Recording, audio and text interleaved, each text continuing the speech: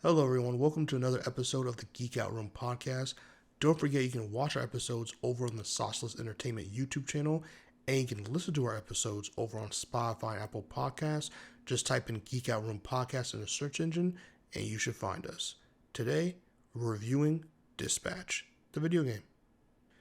So, this is a spoiler review for the game. I will be talking about what I like, what I didn't like, and some of my choices. So if you have not played the game or you don't want anything spoiled for you, please pause this, go play the game. It's a phenomenal game. Come back, join us. Let's do it. So let's start with the things I liked, okay? Because there's a lot of stuff I liked about this game. One thing is this game had adult themes and they stuck with it. They didn't pull any punches. They made it feel like how similar to The Wolf Among Us, where even The Wolf Among Us, but like The Walking Dead, really, actually, where they dealt with a lot of adult theme topics throughout the series. And it felt like adults talking, like the dialogue, the choices, the topics, okay, the consequences to your choices. Like it all felt like how adults would act. And I know that sounds like a no brainer, but you'd be surprised. Like some people say it's adult themed or this game is for adults or for mature audience, and they don't really lean into it or they kind of pull some punches. I feel like Dispatch didn't do that. Like I think they leaned into it. Great voice acting cast. Great voice acting cast. I thought everyone did a phenomenal job. I thought it was really engaging dialogue. I thought it was pretty good jokes. I think it was good comedic timing from some people. I thought Aaron Paul did a really solid job as Robert Robertson. And yeah, I just think it was a cast that was an odd casting choice for some people that you would think, but once you play the game, by the end of the first episode, you realize why everybody is who they are picked wise. So I enjoyed it. Or really the second episode. I forgot when they all get introduced. I forgot it was the first or second, but by episode 2, you understand. Next, I would say Invisigal was a really interesting character. I thought that Blonde Blazer would be the most interesting character, but or at least Blonde Blazer will overshadow a lot of the other characters. And I think that Invisigal held her own against Blonde Blazer. And I think they did a pretty good job of making her pretty interesting and pretty fun to have in the story and interact with your choices, regardless of whether you decide to pursue romance with her or not. I think they did a pretty good job with that, especially towards the end where based off your choices, she either turns into a villain or she turns into a hero. I think that is a really cool and solid way to have a choice based game like this and have these characters. Make your decisions matter. And if your decisions throughout this season matter so much that you can really alter someone's life, whether again she becomes a villain or she becomes a hero, is based on how you're treating her.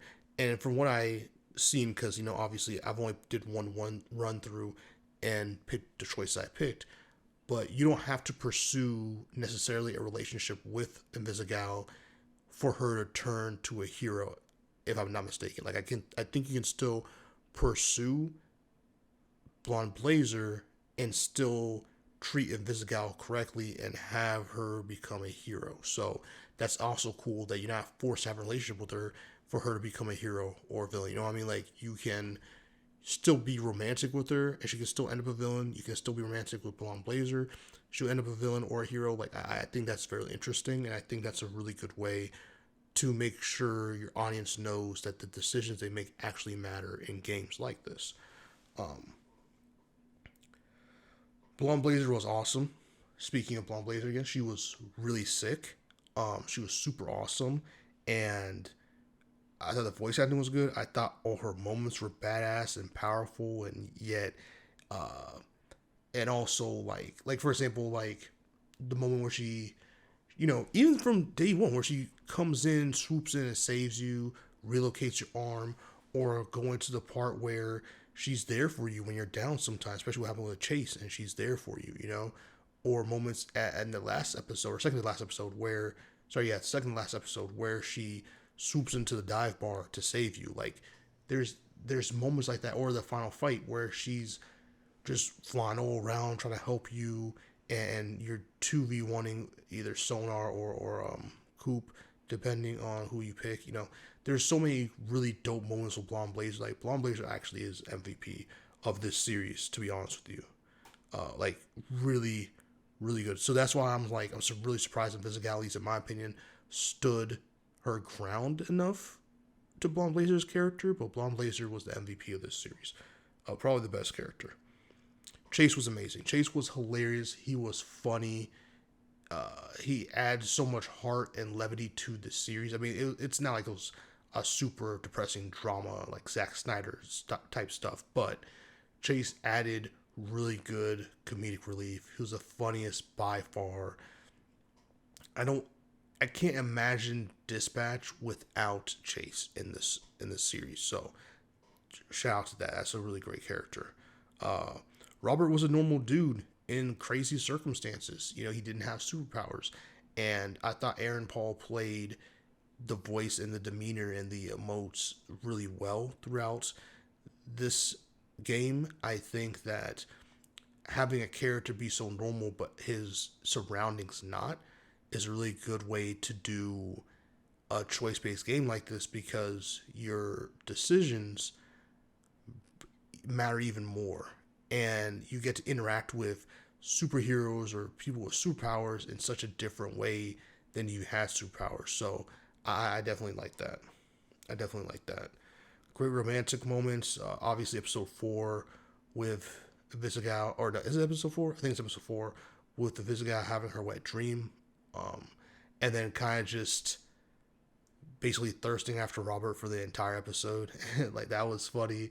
That was hot. That was cool. Great way to start episode. I mean, especially for people who didn't really know what they were getting into with the game itself. Like, I went into the game blind. I just remember seeing it at the Game Awards, and then that's it. Didn't hear anything about it. Forgot it was even out. One of my friends told me about it, and that's why I decided to buy it and play it for the channel. So just kind of like not knowing what you're getting into, and realizing again they're really leaning into the adult themed context. Like, I don't need straight up sex scenes or anything like that to make this game great, or to make other games great, But like, if you're going to have an adult themed game or movie, like, then actually use it. If you're going to have a rated M, or I don't even know if this game was rated M, but I'm assuming it is because there's a lot of nudity in this thing and cussing and stuff. So if you're going to make it a rating where it's for a mature audience, and that's really the only people who can play it or view it, then you need to have actual mature content that those people would enjoy and like. And I do think they did a good job, like I said again. And gutsy call using dispatching as the action. Like, obviously there's action sequences and quick time events, but for the majority of the game, you're obviously a dispatcher. So to do that, not everyone would have thought that would be fun. Not everyone would have probably liked those missions, but I think it's a great way to kind of see the personality of your team without using all these cutscenes, or at least a good addition using the cutscenes, and you get to see a lot of the personality through how you send them, how they work together, their smart little remarks and dialogue back and forth. Like, it's a really gutsy call, and I think it's one that paid out for them really well. So those are the things I liked. Let's talk about the stuff I didn't like. There's not really much. It's like 3 things. One is, I wish there was more intimate scenes with Blonde Blazer and a Visigal, because I feel like, and I'm not talking about like having sex or nothing like that, but which, hell, I mean, I guess you could include that in there, but really what I mean is, like, I feel like for Blonde Blazer, if I'm not mistaken, like, the only intimate moments I feel like were so like sparse. Like, it just didn't feel like there was a lot more context. And yeah, there's the wet dream didn't help the case, but like, I felt like there was a lot more moments with Invisigal that felt more intimate, that felt more, I'm having a crush on her and she's crushing on me, and that kind of situation, compared to Blonde Blazer, where, yeah, there was a dress scene, the nip slip scene. There was obviously on top of the sign when she tried to recruit Robert, and obviously like when Chase was in the hospital and she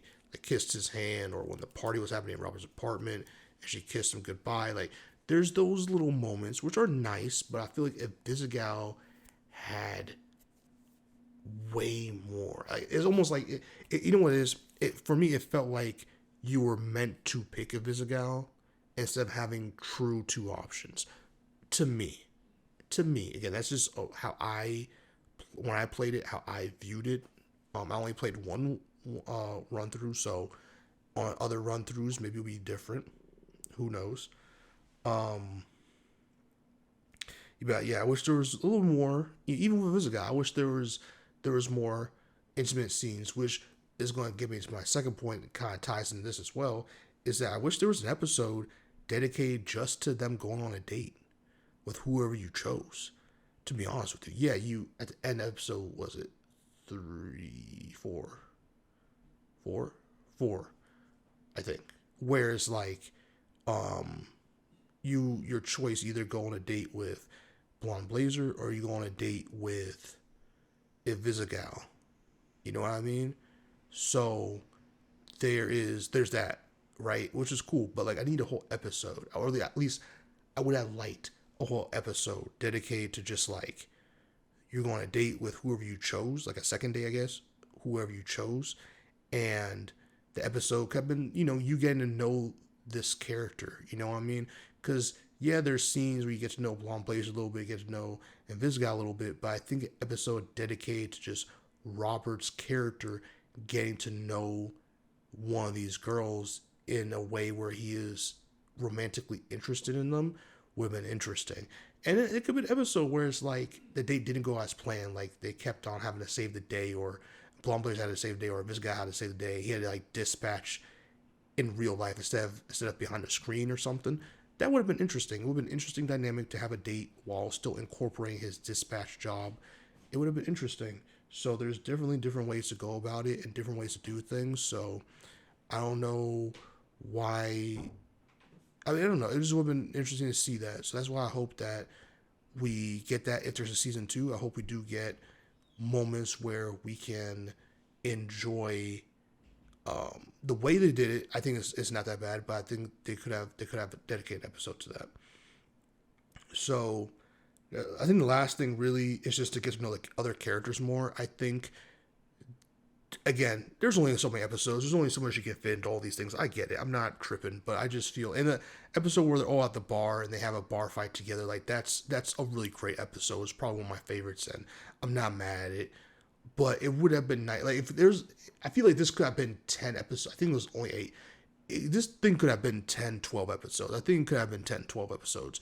And you could have fit in the episode about Blonde Blazer, or the date episode, or not, or you could have done that, and you could have done an episode where Robert did a team bonding exercise maybe with his team, and they went to go, I don't know, they went to go do some menial task, and it just went really wrong, and that was the moment that also helped build chemistry moments. But I guess that would have been redundant a little bit towards the bar fight episode, because it still had the team bonding effect, right? So like it still ended the same way. So maybe that wouldn't have been an ideal episode, but like still just something where you can slowly get to know the team a little bit more outside just the dispatch. I think that would have been nice. I'm not saying you have to form love relationships with every single woman on the team, but like just stuff where like you just do activities with different members, or like maybe the members ask you to do, or your team asks you like do, like they each kind of hit you up and they ask you to go hang out with them or do something with them, and then you have to choose who you hang out with and who you don't. Like you have enough time for 3 members, but not all the rest, or 2 members, not the rest, like something like that. And that would have been interesting. That would have been a really interesting way to get to know some of the members on the team, and like just stuff like that, interesting stuff like that. But that's like more of a wish list than stuff I didn't like. I mean, the one thing I not that I really didn't like, but one thing that I felt like was lacking in this game was definitely, I think we really needed an episode that was a date episode. I think we just needed a date episode where Robert was getting to know Blonde Blazer or Invisigal, depending on which one you went out with. And yeah, I just think that would have been a necessary episode, because I feel like there was just a lack of intimacy with Blonde Blazer. I don't know, Blonde Blazer, it was just kind of weird, some of the interactions with Blonde Blazer a little bit. even if you decide to fully pursue her romantically, I feel like, for example, the dance scene where, if at least for me, 'cause I chose to dance with Visigal, and Visigal was my love interest, and so I danced with Visigal, and yeah, Visigal and Chase had this thing, so I understand why he was looking at her crazy. But if you dance with Blonde Blazer and you're romantically pursuing Blonde Blazer, Visigal looks sad, and like there's just like this little moment, like there's those little nuggets, but little moments that kind of go into her feelings for Robert, or at least for the whole situation. Where Blonde Blazer, I feel like it's like if you just go on a date with Invisigal instead of Blonde Blazer, like that's it. At least that's how I'm seeing it. Like at least from my playthrough, I feel like once I went to the movies with Invisigal, I had no chance to get to know Blonde Blazer at all. And even if it wasn't in a romantic sense, like I couldn't even really get to know her as a friend or coworker. Really, like it's like all paths were kind of shut off. You know what I mean? It was super. It was very interesting, and I feel like when you romantically pursue Blonde Blazer, at least from one of because my friend pursued Blonde Blazer, he was telling me his experience and how that playthrough went, and I feel like based on that, like I just feel like even if you romantically pursue Blonde Blazer, I feel like there was a lot of intimacy moments lacking. Like I don't need a separate wet dream sequence for Blonde Blazer. That's not what I'm saying. But like, it would have been nice to see a date to really, again, if anything, that episode would have helped Blonde Blazer out more.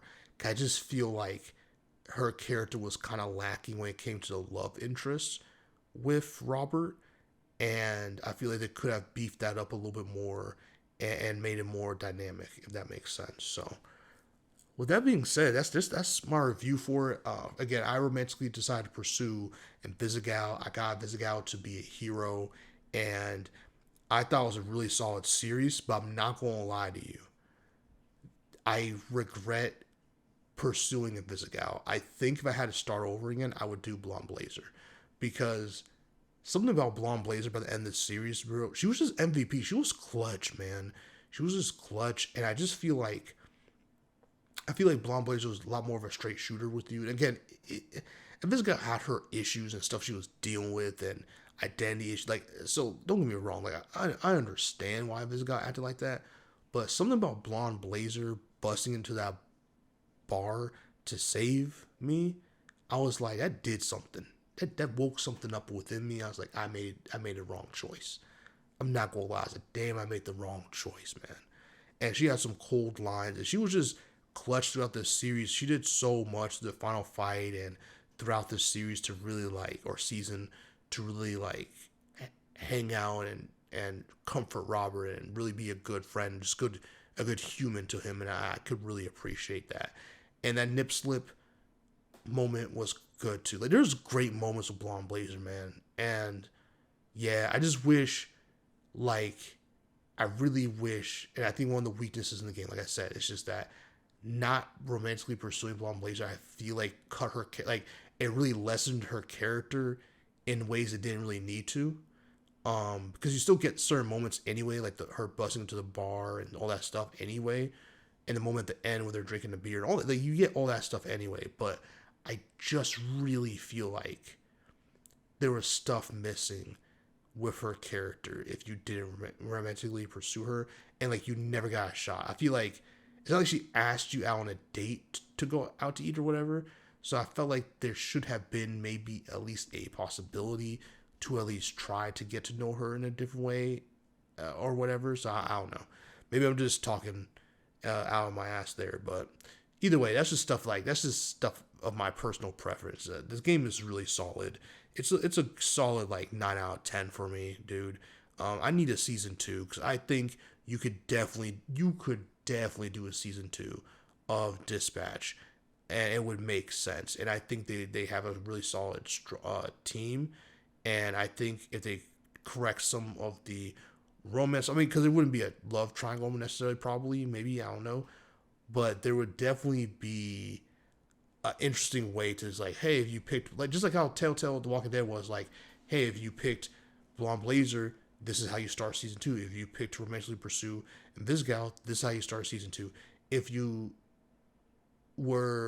fell for both of them, kind of that was an option. This is how you start season 2, and that would create a lot of work for them because that would create probably a lot of different splits in the choices and stuff. But it'd be interesting. So like, comment, subscribe, and share. Let me know your thoughts on Dispatch season 1. Do you think they need a season 2? What would you like the story to be for season 2 if you can type that out? I'll see you on the next one. Keep geeking out. Peace.